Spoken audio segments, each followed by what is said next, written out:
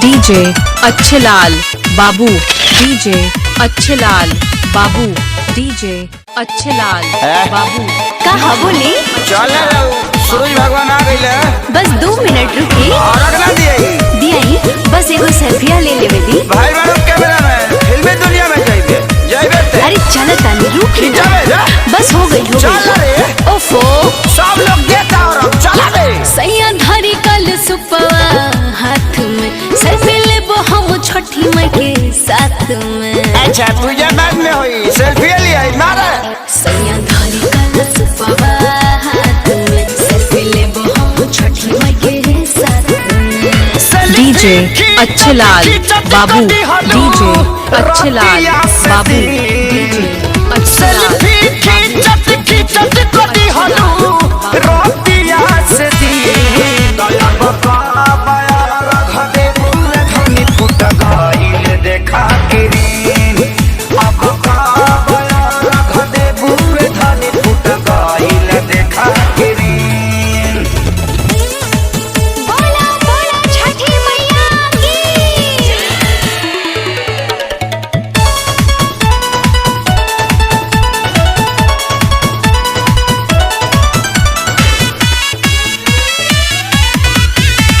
DJ Achhelal बाबू, DJ Achhelal बाबू, DJ Achhelal बाबू, डीजे अच्छेलाल। साल भपाइली छठी माई रउओ है नहाई फोटो खिंचाई। लड़के पूजा करे वाली बड़ी की तरह से सेल्फी खिंचवे वाली बड़ी। संग ही के आई सभे केहू चल गई घाटवा से घरे। तोहरा तसेला फीले हला से ये जान मन नहीं भरे। तू तोले के मोबाइल खाली कर 1 2 3 दया डीजे अच्छेलाल बाबू, डीजे अच्छेलाल बाबू, डीजे अच्छेलाल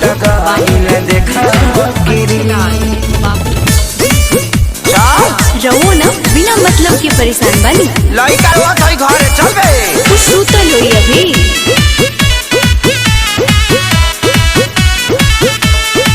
खेसारी माई के महिमा महान हो सोशल मीडिया पर करब हम बखान हो। अच्छा सोशल मीडिया पर ही पूजे का हो वो होई यादो राजा सोनू को हतारे तो हदा से बतिया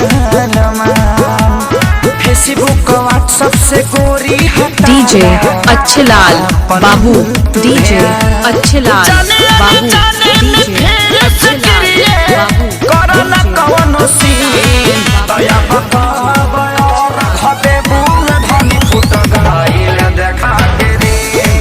दया बता घटे बुल धनी फुट गइल देखा के रे। चल जल्दी घरे रिसब रोत होई। सेल्फी खींचत खींचत कदी हलू रोती